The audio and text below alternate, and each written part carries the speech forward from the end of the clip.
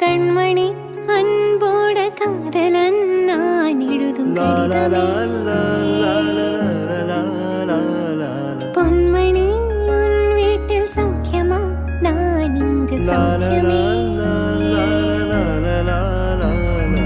மனிதர் உணர்ந்து கொள்ள இது மனிதர் காதல் அல்ல அதையும் தாண்டி புனிதமானது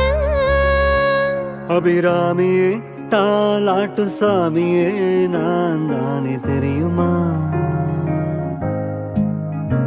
சிவகாமியே சிவனில் நீயும் பாதியே அதுவும் உனக்கு புரியுமா